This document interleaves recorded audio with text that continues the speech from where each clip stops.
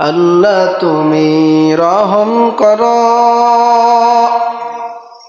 নসিব করো মদিনা। আল্লাহ তুমি রহম করো, নসিব করো মদিনা। নবীজিকে না দেখাইয়া কবর জগতে নিও না। আল্লাহুম্মা সাইয়্যিদিনা মাওলানা মুহাম্মদ ওয়া আলা আলি সাইয়্যিদিনা হাবিবিনা। জবান খুলে জিকির করি লা ইলাহা ইল্লাল্লাহ, লা ইলাহা, আরো জোরে লা ইলাহা ইল্লাল্লাহ, লা ইলাহা ইল্লাল্লাহ, লা ইলাহা ইল্লাল্লাহ, ইল্লাল্লাহ, ইল্লাল্লাহ, ইল্লাল্লাহ।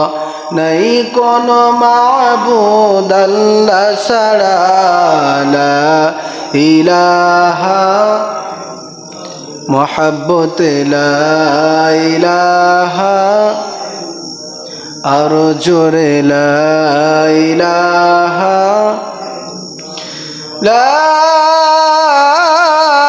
ইলাহা ইল্লাল্লাহ মুহাম্মাদুর রাসূলুল্লাহ সাল্লাল্লাহু আলাইহি ওয়াসাল্লাম।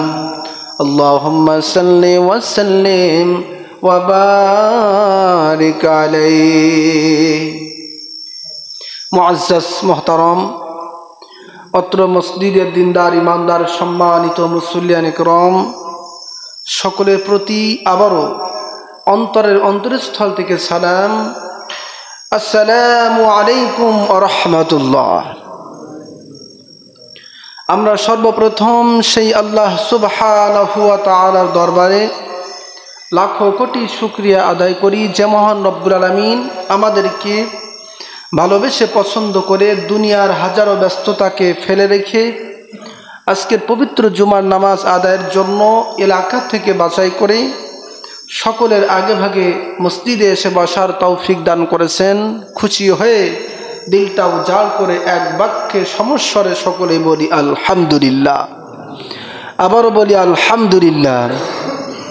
লক্ষ কোটি দরুদ সালাম প্রেরণ করছি আমাদের সেই প্রাণ প্রিয় আখেরি নবী পাকের শানে, যে নবী যে রাসূল পরকালে আপনাকে আমাকে শাফাত করবেন, সেই মহান নবীর প্রতি প্রাণ ভরা দরুদ সালাম উচ্চ আওয়াজ দিয়ে সকলে বলছি সাল্লাল্লাহু আলাইহি ওয়াসাল্লাম। হাজরিন, আজ পবিত্র মাহে জিলহজ মাসের প্রথম জুমা। আজকে জুমার আলোচ্য বিষয় জিলহজ মাসের ফজিলাত ও আমল সম্পর্কে। মহান আল্লাহ পাক এই গুরুত্বপূর্ণ বিষয়ে সংক্ষিপ্ত সময়ে আমাদের প্রত্যেকের জানার, বোঝার এবং বাস্তব জীবনে তা আমল করার তৌফিক দান করুন, বলেন আল্লাহুম্মা আমিন। হাজরিন, আরবি বছরের সর্বশেষ 12তম মাস হলো পবিত্র মাহে জিলহজ মাস। এই জিলহজ মাসের পরে আরবিতে আর কোনো মাস নাই, বরং জিলহজ মাস যখন শেষ হয়ে যাবে আবার শুরুতে চলে যাবে মাহে মুহররম মাস, বলেন সুবহানাল্লাহ।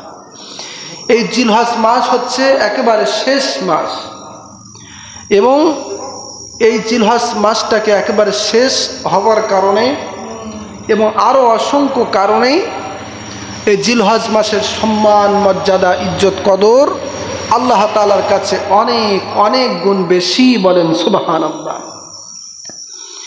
এই জিলহজ মাস সম্পর্কে আল্লাহ পাক পবিত্র কোরআন কারীমের মধ্যে এভাবে ইরশাদ করে বলেছেন, মিনহা আরবাআতুন হুরুম। আল্লাহ পাক বলেন 12টি মাসের মধ্যে 4টি মাস অধিক সম্মানিত। এই 4টি মাসের মধ্যে জিলকদ, জিলহজ, মুহররম, রজব অথবা রমজান, এই 4টি মাসের ভিতরে একটি মাস হচ্ছে মাহে জিলহজ মাস, বলেন সুবহানাল্লাহ। এই মাহে জিলহজ মাসের সম্মান মর্যাদা আল্লাহ তাআলার কাছে অনেক বেশি।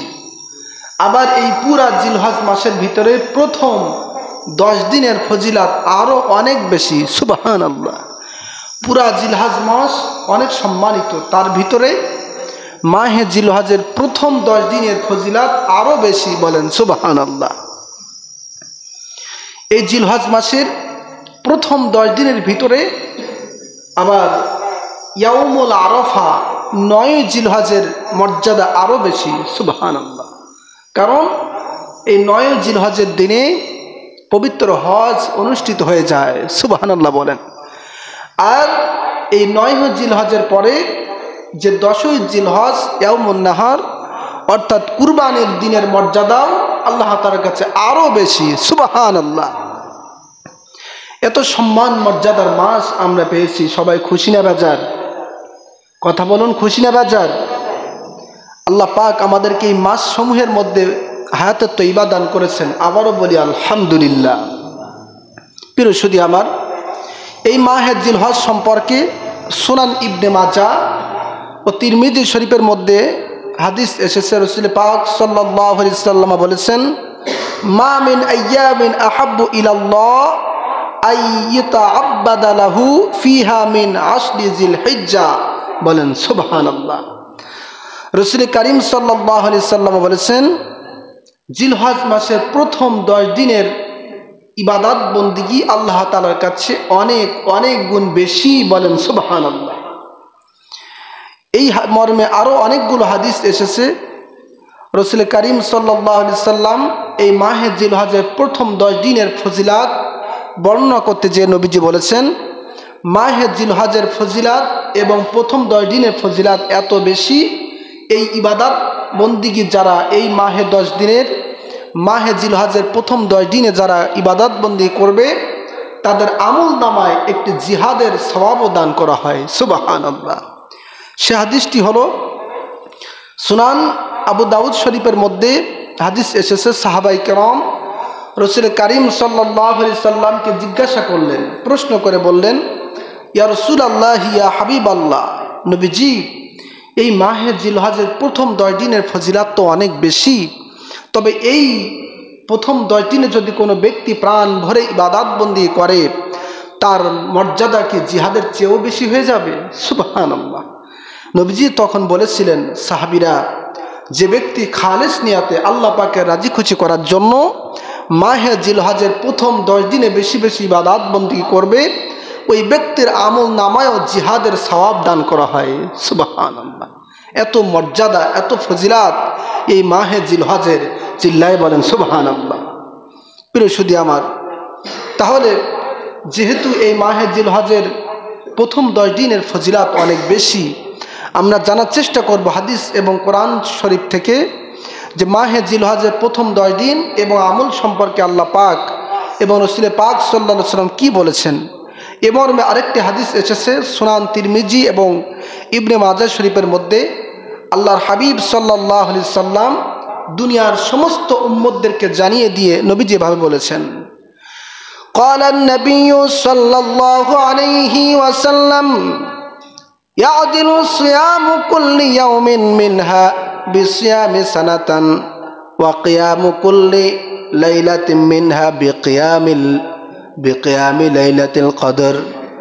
আল্লাহর হাবিব জনাব রাসূল করিম সাল্লাল্লাহু আলাইহি ওয়াসাল্লাম বলেছেন, আমার উম্মতেরা, মাহে জিলহজের সম্মান মর্যাদা অনেক বেশি, তার ভিতরে আবার প্রথম 10 দিনের মর্যাদা আরো বেশি। কোনো ব্যক্তি যদি আল্লাহ পাকের রাজি খুশি করার জন্য মাহে জিলহজের প্রথম থেকে রোজা রাখা শুরু করে দেয়, তাহলে আল্লাহ রব্বুল আলামিন তার প্রত্যেকটি রোজার বিনিময়ে 1 বছর রোজা রাখার সওয়াব দান করে দিবেন। সুবহানাল্লাহ। মর্যাদা কম না বেশি? জোরে বলেন।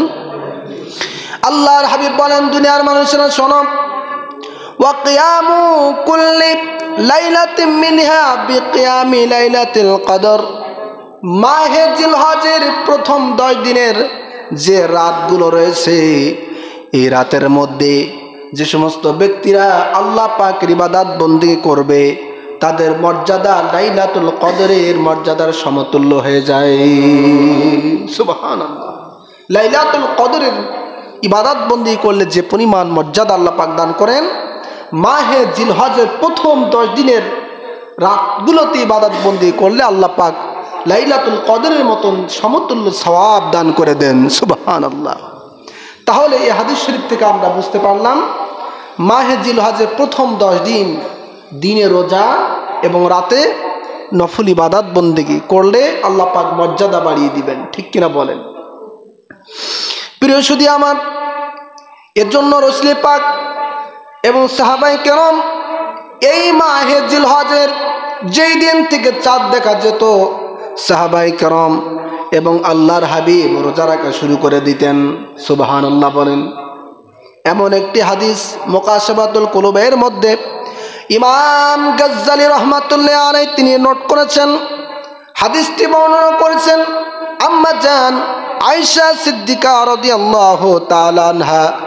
তিনি বলেন, দুনিয়ার মানুষেরা, মক্কা মদিনার এক যুবকের অভ্যাস ছিল, সে যখন দেখত মাহে জিলহজের চাঁদ উদিত হয়েছে, চাঁদ উঠে গেছে, মাহে জিলহজের চাঁদ দেখার সাথে সাথে সেই দিন থেকে নিয়াত করে একটানা মাহে জিলহজে রোজা রাখতেন। সুবহানাল্লাহ। যুবকটি তার অভ্যাসে পরিণত করে ফেলেছে। সুবহানাল্লাহ। প্রতি বছর যখন মাহে জিলহজ আসে, জিলহজ মাসের চাঁদ দেখার সঙ্গে সঙ্গে যুবকটি আর কোনো কিছু না করে বেশি বেশি রোজা রাখতেন। সুবহানাল্লাহ। যুবকদের কি অভ্যাস, যুবকদের কি কত ভালো আকাঙ্ক্ষা ছিল সেই জামানায়, আর আমার বর্তমান জামানায় এখন যুবকদের অভ্যাস রোজা ছেড়ে দেওয়া, নামাজ ছেড়ে দেওয়া, গুনাহের কাজে লিপ্ত হওয়া। ঠিক কিনা বলেন? প্রিয় বন্ধুগণ আমার, আম্মা জান আয়েশা সিদ্দিকা রাদিয়াল্লাহু তাআলা আনহা তিনি বলেন, ওই যুবক যখন প্রতি বছর মাহে জিলহজের চাঁদ দেখার সঙ্গে সঙ্গে রোজা রাখতেন, এই খবরটি আল্লাহর হাবিবের কাছে চলে গেল। আল্লাহর হাবিব যুবকটিকে ডাক দিলেন, দিয়ে বললেন, যুবক, কোন কারণে তুমি মাহে জিলহজের প্রথম থেকে তুমি চাঁদ দেখার সঙ্গে সঙ্গে রোজা রাখা শুরু করে দাও? যুবকটি বলছেন, ইয়া রাসূলুল্লাহি, ইয়া হাবিবাল্লাহ, নবীজি, তেমন কোনো কারণ আমি জানি না, বুঝি না, বলতেও পারি না। তবে আমার মনের ভিতরে একটি আকাঙ্ক্ষা হয়, মনের ভিতরে একটি ইচ্ছা প্রকাশ হয়, সেটা হলো এই জিলহজ মাস হচ্ছে হজের মাস। এই জিলহজ মাসের সারা পৃথিবী থেকে অসংখ্য অগণিত মানুষেরা মক্কা মদিনায় যে হজ আদায় করে। সুবহানাল্লাহ। নবীজি, কোন কারণে আমি রোজা রাখি এটা তো আমি সঠিকভাবে বলতে পারি না, তবে আমি এতটুকু বলতে পারি, জিলহজ মাস হচ্ছে হজের মাস, হজের মৌসুমের মাস।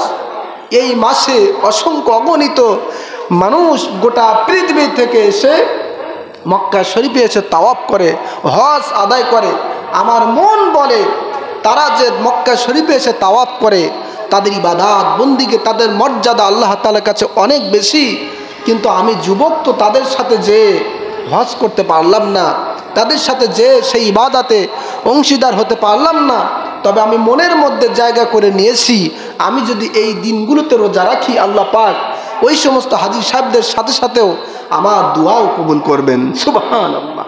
এটা আমার আশা, এটা আমার আকাঙ্ক্ষা, এটা আমার ইচ্ছা, এই জন্য আমি রোজা রাখি। সুবহানাল্লাহ।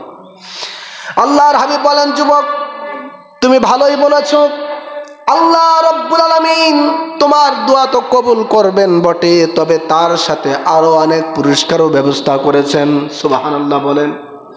আল্লাহর হাবিব বলেন, যুবক, তুমি যে মাহে জিলহজের চাঁদ দেখার সঙ্গে সঙ্গে তুমি যে রোজা রেখেছো, এজন্য আল্লাহ রাব্বুল আলামিন ওহী নাজিল করে আমাকে জানিয়েছেন, তোমার প্রত্যেক রোজার বিনিময়ে আল্লাহ রাব্বুল আলামিন 100 দাস মুক্ত করার সওয়াব দান করেছেন।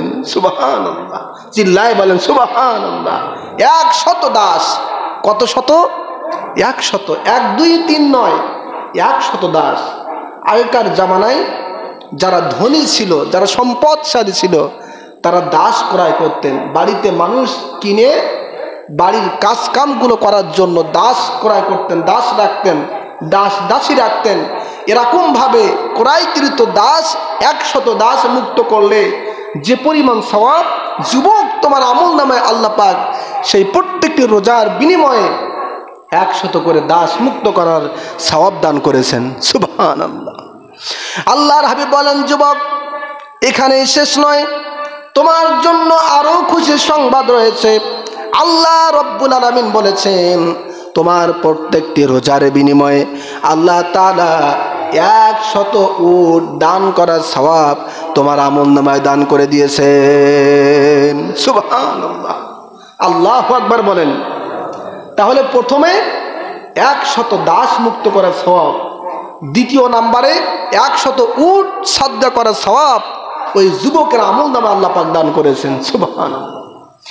এরপরে নবীজি বলেন, যুবক আল্লাহ রাব্বুল আলামিন তোমার রোজায় খুশি হয়ে এত পরিমাণ সওয়াব আর নেকি দান করেছেন। শোনো, জিহাদের প্রস্তুতি হওয়ার জন্য, জিহাদে যাওয়ার জন্য 100 ঘোড়া সাজসজ্জা পূর্ণ করে আল্লাহর রাস্তায় দান করলে যে পরিমাণ সওয়াব হয়, সেই পরিমাণ সওয়াব তোমার প্রতিটি রোজার বিনিময়ে আল্লাহ পাক দান করে দিয়েছেন। সুবহানাল্লাহ, চিল্লায় বলেন সুবহানাল্লাহ। এই হচ্ছে মাহে জিলহজের মর্যাদা, মাহে জিলহজের রোজা রাখার ফজিলাত। বলেন সুবহানাল্লাহ। আল্লাহর হাবিব বলেন, যুবক তুমি যে মাহে জিলহজের চাঁদ দেখার সঙ্গে সঙ্গে রোজা রেখেছো, এটা হচ্ছে তার ধারাবাহিকতা, রোজার ফজিলাত।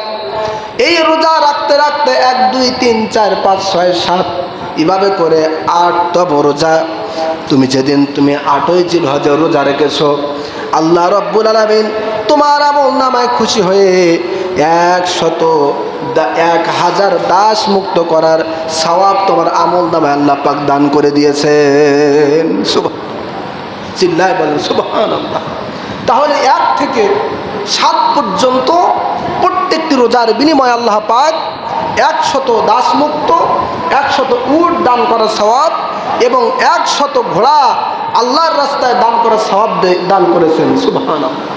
আর 8ই জিলহজ রোজা রাখার কারণে আল্লাহ রাব্বুল আলামিন তোমার আমলনামায় 1000 দাস মুক্ত, 1000 ঘোড়া দান করার এবং 1000 উট এবং ঘোড়া দান করার সওয়াব আল্লাহ পাক তোমার আমলনামায় দিয়েছেন। সুবহানাল্লাহ।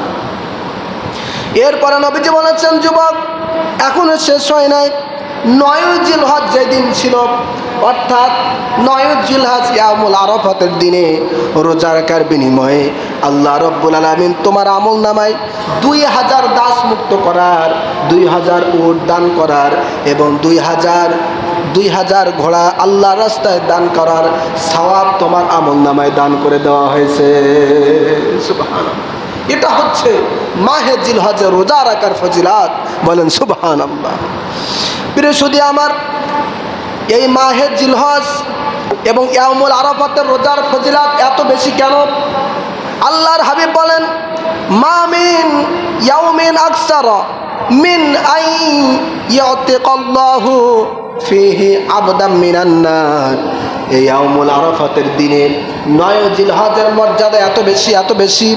আল্লাহর হাবিব বলেন, এই 9 জিলহজের অপেক্ষায় এমন কোনো দিন নাই যেই দিনে আল্লাহ রাব্বুল আলামিন তার অধিক বান্দা বান্দীদেরকে জাহান্নামের আগুন থেকে বাঁচিয়ে দেন। সুবহানাল্লাহ।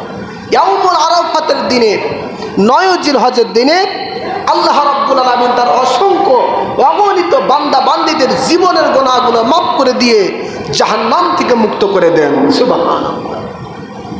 এরপরে নবীজি বলেন, আমার উম্মতেরা শোনো, যেই দিন ইয়াউমুল আরাফা হজের দিন চলে আসে, ওই দিন আল্লাহ রাব্বুল আলামিন বান্দা বান্দির একেবারে নিকটবর্তী হয়ে যায়, একেবারে কাছাকাছি অবস্থান করতে থাকে, বান্দার একেবারে কাছাকাছি চলে আসে। এরপর আল্লাহ তাআলা তার ফেরেশতাদেরকে ডাক দিয়ে বলেন, আমার ফেরেশতারা দেখো, আমার বান্দা বান্দিরা আমার ইবাদত, আমার হুকুম পালন করার জন্য ইয়াউমুল আরাফাতের ময়দানে উপস্থিত হয়েছে। তারা আমাকে রাজি খুশি করার জন্য হজ পালন করতে এসেছে। তারা কি চায়? আল্লাহর ফেরেশতারা বলতে থাকেন, আল্লাহ রাব্বুল আলামিন বলেন, মা আরাদাহা উলা, হে ফেরেশতারা, আমার ওই সমস্ত বান্দা বান্দিরা কি চায়? সঙ্গে সঙ্গে আল্লাহর ফেরেশতারা বলতে থাকেন, রব্বুল আলামিন, আল্লাহর তোমার বান্দারা তারা এসেছে তোমাকে রাজি খুশি করার জন্য। তারা জীবনের গুনাহগুলো মাপ পেতে চায় এবং জাহান্নাম থেকে বাঁচতে চায়। সুবহানাল্লাহ। আল্লাহ তারা তোমার একমাত্র রাজি খুশি করার জন্য গোটা পৃথিবী থেকে আজকে আরাফাতের ময়দানে উপস্থিত হয়েছে। তাদের দাবি হলো, তাদের যে দাবি হলো সেটি হলো তাদের জীবনের গুনাহগুলো মাফ করে দিতে হবে এবং তাদের জাহান্নাম থেকে মুক্ত করে জান্নাত দিতে হবে। সুবহানাল্লাহ। তাদের মনে আশা এটা, আকাঙ্ক্ষা এটা।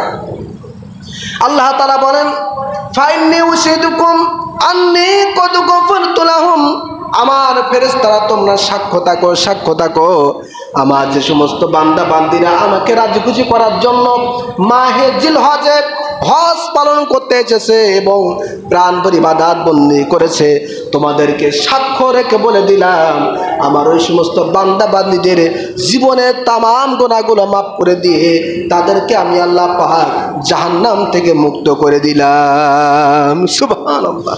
এজন্য এই মাহে জিলহজ মাস হচ্ছে জীবনের গুনাহ মাপের মাস। মাহে জিলহজ মাস হচ্ছে আল্লাহ পাকের জাহান্নাম থেকে বেঁচে জান্নাতে যাওয়ার মাস। বলেন সুবহানাল্লাহ। প্রিয় সুধী আমার, এজন্য আল্লাহর হাবিব রাসূল কারীম সাল্লাল্লাহু আলাইহি সাল্লাম বলেছেন, আল হুজ্জাজু ওয়াল উম্মারু আফদুল্লাহ ইন দাউহু আজাবাহুম ওয়া ইন ইস্তাগফারুহু গফারা লাহুম। হজ এবং উমরা আদায়কারী আল্লাহ পাকের মেহমান। কার মেহমান? কথা বলুন। হজ এবং উমরা আদায়কারী আল্লাহ পাকের মেহমান। এই হাজী সাহেবরা যখন আল্লাহ তাআলার কাছে দোয়া করেন, সঙ্গে সঙ্গে মুহূর্তের মধ্যে আল্লাহ পাক তাদের দোয়া কবুল করে নেয়। সুবহানাল্লাহ। তাদের মর্যাদা এত বেশি, এত বেশি। প্যারা ভাইরা আমার, এজন্য অত্যন্ত সম্মান মর্যাদার মাসের মধ্যে আমরা অবস্থান করছি। এই মাসের মধ্যে গুরুত্বপূর্ণ তিনটি দিন হলো 8ই জিলহজের দিন, 9ই জিলহজের দিন এবং 10ই জিলহজের দিন।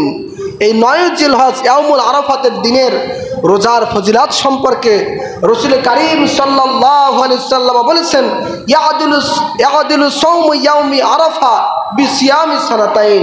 রাসূল কারীম সাল্লাল্লাহু আলাইহি সাল্লাম বলেছেন, 9ই জিলহজ অর্থাৎ ইয়াউমুল আরাফাতের দিনে একদিন রোজা রাখলে পরে আল্লাহ রাব্বুল আলামিন তার আমলনামায় 2 বছর রোজা রাখার সওয়াব দান করে দেন। সুবহানাল্লাহ।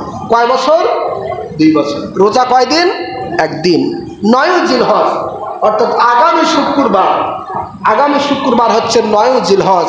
অর্থাৎ এবছর আমাদের হজ এবং শুক্রবারের দিন একই সাথে পড়েছে। সুবহানাল্লাহ। এই দিনের মর্যাদা অনেক বেশি। এজন্য আপনাদেরকে আগের থেকে বলে দিলাম, আগের থেকে স্মরণ করে দিলাম, 9ই জিলহজের দিনটা রোজা রাখার চেষ্টা করবেন। পারবেন না ইনশাআল্লাহ? 9ই জিলহজ ইয়াউমুল আরাফাতের দিন, হজের দিন, এদিনের মর্যাদা অনেক বেশি। আমরা মোটে না হলেও একটা দিন রোজা রাখার চেষ্টা করব। পারবো না ইনশাআল্লাহ? প্রিয় সুধী আমার, 9ই জিলহজ সম্পর্কে আল্লাহর হাবিব অন্য হাদিসের মধ্যে বলেছেন, সিয়ামু ইয়াউমি আরাফা ইন্নী আহতাসিবু আলাল্লাহ আইয়ুকাফফিরা সানাতাল্লাতী ক্বাবলাহু ওয়াস সানাতাল্লাতী বাদাহু। নবীজি সাল্লাল্লাহু আলাইহি সাল্লাম বলেছেন, যেই ব্যক্তি 9ই জিলহজের দিনে একদিন রোজা রাখে, আমি নবীজি আশাবাদী আল্লাহ রাব্বুল আলামিন ওই ব্যক্তির বিগত 1 বছর এবং আগামীতে 1 বছরের জীবনের সমস্ত সগীরা গুনাহগুলো মাফ করে দিবেন। সুবহানাল্লাহ। রোজা একটি, নবীজি বলছেন, আমি নবীজি স্বয়ং নিজে আশাবাদী আল্লাহ রাব্বুল আলামিন তার বিগত 1 বছর এবং আগামী 1 বছরের জীবনের গুনাহ মাফ করে দেন। সুবহানাল্লাহ। সেই দিন আমাদের সামনে আসতেছে প্রিয় ভাইরা আমার, সেই দিনকে হাতছাড়া করা যাবে? জোরে বলেন। 9 জিলহজ ইয়াউমুল আরাফাতের দিনে আমরা সবাই রোজা রাখার চেষ্টা করব। এরপরে হচ্ছে 10 জিলহজ, যেই দিন সম্পর্কে রাসূল কারীম সাল্লাল্লাহু আলাইহি ওয়াসাল্লাম বলেছেন, ইন্না আ'যামাল আইয়াম ইনদাল্লাহি তাবারাকা ওয়া তাআলা ইয়াউমুন নাহার। নবীজি সাল্লাল্লাহু আলাইহি ওয়াসাল্লাম বলছেন, দুনিয়ার সমস্ত দিন সমূহের ভিতরে, গোটা বছরের সমস্ত দিন সমূহের ভিতরে সর্বশ্রেষ্ঠ দিন হচ্ছে আল্লাহ তাআলার কাছে 10 জিলহজ, কুরবানির দিন। বলেন সুবহানাল্লাহ। এই দিনের মর্যাদা অনেক বেশি। নবীজি সাল্লাল্লাহু আলাইহি ওয়াসাল্লাম বলছেন, মা আমিল ইবনু আদম মিন আমালি ইয়াউমিন নাহার আহাব্বা ইলাল্লাহি আযজা ওয়া জাল্লা। এই 10 জিলহজ কুরবানির দিনে, অর্থাৎ হজের পরের দিনে আল্লাহ পাকের ইবাদত বন্দেগীর এত মর্যাদা বেশি। নবীজি সাল্লাল্লাহু আলাইহি ওয়াসাল্লাম বলেছেন, এই দিনে যত প্রকার ইবাদত বন্দেগী বান্দা বান্দিরা করে থাকে, তার ভিতরে সর্বশ্রেষ্ঠ ইবাদত হচ্ছে কুরবানি করা। সুবহানাল্লাহ। কি করা? কুরবানি করা। ঈদের দিনে সর্বশ্রেষ্ঠ আমল কি? কুরবানি করা। কার জন্যে? জোরে বলেন। আল্লাহ পাকে রাজি খুশি করার জন্য কুরবানি করা। যেই কুরবানি সম্পর্কে গত জুমায় আমরা বিস্তারিত আলোচনা শুনেছি। সম্মানিত হাজিরিন, আজকে সমাজের ভিতরে এমন অবস্থা হয়েছে, আমাদের ভিতরে অনেকেই সমর্থবান, অনেক ধনী, অনেকে কুরবানি থাকার মতো যোগ্য ব্যক্তি, তারপরেও কুরবানি থাকে না। আছে না নেই? জোরে বলেন, আর একটু জোরে বলেন। রয়েছে। তারা কিসের জন্য থাকে না? আফসোস হয়। অথচ রাসূল কারীম সাল্লাল্লাহু আলাইহি ওয়াসাল্লাম বলেছেন, যে ব্যক্তি নিসাব পরিমাণ মালের অধিকারী, যে ব্যক্তি নিসাব পরিমাণ মালের অধিকারী, অর্থাৎ খাদ্য, বস্ত্র, বাসস্থান এবং উপার্জনের উপকরণ বাদ দিয়া কারো কাছে যদি 7.5 তোলা স্বর্ণ অথবা 52 তোলা রৌপ্য অথবা সেই পরিমাণ অর্থ কারো কাছে যদি 10 জিলহজ, 11 জিলহজ এবং 13 জিলহজ এই 3 দিনে কারোর ঘরে যদি থেকে থাকে, তাহলে ওই ব্যক্তির উপরে কুরবানি ওয়াজিব হয়ে যায়। কি হয়ে যায়? কুরবানি ওয়াজিব হয়ে যায়। পুরা বছরের হিসাব নয়। যাকাত দিতে হলে পূর্ণ একটি বছরের ভিতরে আপনার কাছে, আমার কাছে থাকা লাগবে পূর্ণ এই যে নিসাব পরিমাণ মাল, খাদ্য, বস্ত্র, বাসস্থান এবং উপার্জনের উপকরণ বাদ দিয়া 7.5 তোলা স্বর্ণ এবং 52 তোলা রৌপ্য অথবা সেই পরিমাণ মাল যদি পূর্ণ একটি বছর কারো কাছে থাকে, তার উপরে যাকাত ওয়াজিব, যাকাত ফরজ। আর মাহে জিলহজের 10, 11, 12, 13 এই 3 দিনে যদি কারো কাছে এই পরিমাণ নিসাব পরিমাণ সম্পদের মালিক যদি কেউ হয়, তার উপরে কুরবানি ওয়াজিব। এখন বলুন, আমাদের সমাজে এই পরিমাণ সম্পদের মালিক কম না বেশি? বলেন। রয়েছে না? অনেকে আছে না যাদের উপরে কুরবানি ওয়াজিব কিন্তু কুরবানি দেয় না? এমন মানুষ আছে না নেই? অবশ্যই রয়েছে। আমাদেরকে বুঝতে হবে, আমাদেরকে ইসলাম মানতে হবে। আমরা যেইভাবে নামাজ আদায় করি, কার হুকুমে? কথা বলেন। আল্লাহর হুকুমে যেভাবে আমরা নামাজ আদায় করি, সেই আল্লাহ পাকের হুকুমেও আমাদেরকে কুরবানি করতে হবে। ঠিক কিনা বলেন? তা না হলে রাসূল কারীম সাল্লাল্লাহু আলাইহি ওয়াসাল্লাম বলেছেন, মান কানা লাহু সাআতু ওয়া লাম ইউদহি ফালা ইয়াকরুবান্না মুসাল্লানা। যে ব্যক্তি সমর্থ রয়েছে কুরবানি করার, তারপরে কুরবানিতে থাকলো না, ওই ব্যক্তি যেন আমাদের ঈদগাহে না আসে নামাজ পড়তে। কি করতে? নামাজ পড়ে। কত কঠিন হুঁশিয়ারি নবীজি হাদিস বর্ণনা করেছেন। সুতরাং আমাদেরকে সেই কুরবানিতে থাকার দরকার আছে না নেই? আল্লাহ পাক যেন যাদের উপরে কুরবানি ওয়াজিব হয়েছে, আল্লাহ পাক তাদের প্রত্যেককে যেন এবছরে কুরবানি থাকার তৌফিক দান করেন। বলেন আল্লাহুম্মা আমিন। সম্মানিত হাজিরিন, আরেকটি গুরুত্বপূর্ণ আমলের কথা বলে দেই, সেটি হলো তাকবীরে তাশরিক। তাকবীরে তাশরিক 9 জিলহজ ফজর হতে 13 জিলহজ আসর পর্যন্ত এই কয়েকটি প্রত্যেক ফরজ নামাজের পরে প্রত্যেক পুরুষ এবং নারী, নর এবং নারী, মুসলমান প্রত্যেকের উপরে ফরজ নামাজের পরে একবার পড়া ওয়াজিব, 3 বার পড়া মুস্তাহাব। একবার পড়া কি ওয়াজিব, 3 বার পড়া মুস্তাহাব। এই আমলটি আমরা সকলে করব, যেটা আমরা প্রতি বছর করে থাকি। তাকবীরে তাশরিক। তাকবীরে তাশরিক কি? আল্লাহু আকবার, আল্লাহু আকবার, লা ইলাহা ইল্লাল্লাহু, আল্লাহু আকবার, আল্লাহু আকবার, ওয়ালিল্লাহিল হামদ। 9 জিলহজ ফজর হতে 13 জিলহজ আসর পর্যন্ত, অর্থাৎ আগামী শুক্রবার ফজরের নামাজের পর থেকে আগামী মঙ্গলবার আসরের নামাজ পর্যন্ত এই তাকবীরে তাসদিক হবে। কয়বার করে? 3 বার করে। কয়বার করে বলেন? 3 বার করে। একবার পড়া ওয়াজিব, 3 বার পড়া মুস্তাহাব। এই আমলটি আমরা সবাই করার চেষ্টা করব। মহান আল্লাহ তাআলা যেন আমাদের সকলকে মাহে জিলহজের সম্মান, মর্যাদা, ইজ্জত, কদর বজায় রেখে বেশি বেশি নেক আমল করার তৌফিক দান করেন। বলেন আল্লাহুম্মা আমিন। আমিন ওয়া আখিরু দাওয়ানা আলহামদুলিল্লাহি রাব্বিল আলামিন।